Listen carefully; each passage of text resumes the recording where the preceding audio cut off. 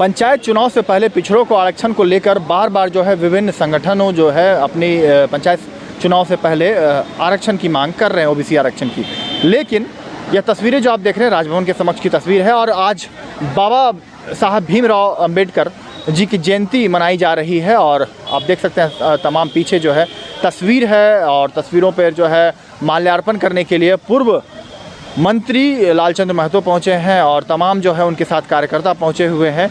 लेकिन जो राजभवन के समक्ष ये तस्वीरें देख रहे हैं विभिन्न संगठनों द्वारा, मजदूर संगठन हो या भाकपा माले हो, सभी द्वारा जो है यहाँ पर धरना प्रदर्शन अपनी अपनी मांगों को लेकर की जा रही है। लेकिन पंचायत चुनाव 2022 में संविधान विरुद्ध ओबीसी का आरक्षण खत्म करने के खिलाफ जो है एक दिवसीय अनशन जो है यहाँ पर राजभवन के समक्ष में की गई है। लेकिन क्या कुछ कहना है इस सभी मामलों को लेकर पूर्व मंत्री लालचंद्र महतो का और छात्र नेता युवा आंदोलनकारी सैफी इमाम ने क्या कुछ कहा है पंचायत चुनाव में पिछड़ों को, ओबीसी को आरक्षण को लेकर, देखिए।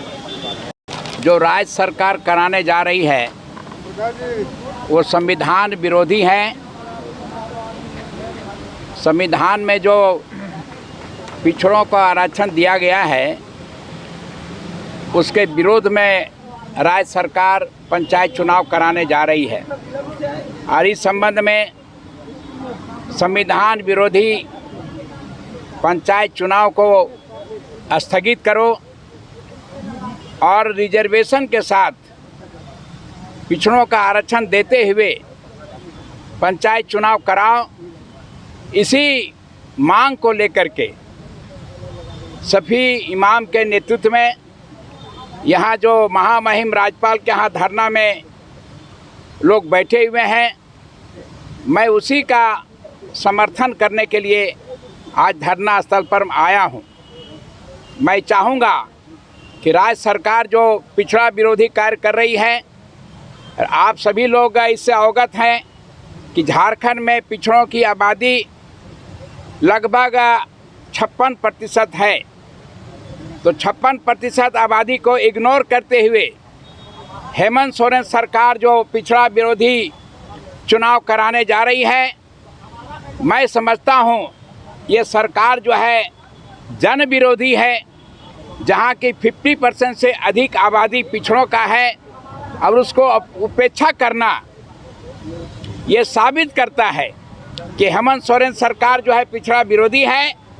और आने वाले समय में अगर इसने अपने कार्य में सुधार नहीं किया, अगर पिछड़ों को आरक्षण देने का काम नहीं किया, अगर संविधान प्रदत्त अधिकार जो मुखिया बनने का है, सरपंच बनने का है, परिषद का सदस्य बनने का है, उस अधिकार को देते हुए चुनाव नहीं कराया तो इस सरकार को डूबना निश्चित है। मांग हम लोग का एक ही है कि जो अभी पंचायत चुनाव हो रही है उसमें जो ओबीसी के लिए आरक्षण था, पहले से जो 2 बार यहाँ पर चुनाव हो चुका है, झारखंड बनने के पहले अभी बनने के बाद 2 बार पंचायत चुनाव हुआ है और दोनों बार ओबीसी को आरक्षण मिला था लगभग। और इस बार जो चुनाव होने के लिए घोषणा हो चुका है, आचार संहिता लागू हो चुकी है। हेमंत सरकार को बोला गया था कि कोर्ट द्वारा भी वो बोल रहे हैं और हवाला देकर कह रहे हैं कि ट्रिपल टेस्ट नहीं हो सकता है, हम लोग जो है पंचायत चुनाव बिना ओबीसी के आरक्षण दिए ही करा रहे हैं। और अगर ओबीसी का, और वो तर्क दे रही है हेमंत सरकार कि यदि ओबीसी का यदि आरक्षण देकर हम लोग कराते हैं तो अभी ट्रिपल टेस्ट कराना होगा, उसके लिए बहुत समय लगेगा और बहुत सारा पैसा खर्च होगा।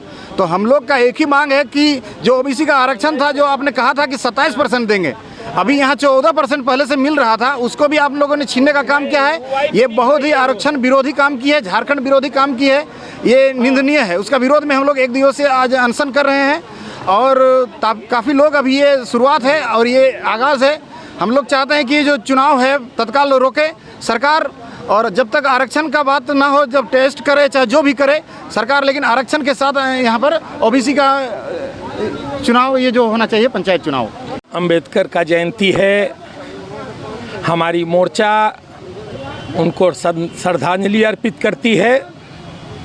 लेकिन बहुत ही दुख होता है कि अंबेडकर जयंती के दिन आज अनेक शिविर के माध्यम से लोग धरना और प्रदर्शन के लिए सरकार के पास यहाँ अपनी मांगों को लेकर बैठे हुए हैं। हमारा शिविर जो है वो पंचायत चुनाव में जो आरक्षण शून्य कर दिया गया है, उसको आरक्षण दिलाने के लिए जो पहले से आरक्षण प्राप्त था, आज के दिन में पंचायत चुनाव को शून्य करके और है सो नोटिफिकेशन जारी कर दिया गया है, जो कि पिछड़ों के साथ घोर अन्याय है। आज हमारे पिछड़ों की आबादी 58 से 60% के लगभग है और हम लोगों को शुरू से आरक्षण का प्राप्ति 27% आरक्षण मिल रहा था, जो कि झारखंड बनने के बाद 14% आरक्षण कर दिया गया, जो आज हमारे रांची जिला में लगभग 2% आरक्षण है और 7 से 13 जिला में आरक्षण शून्य है।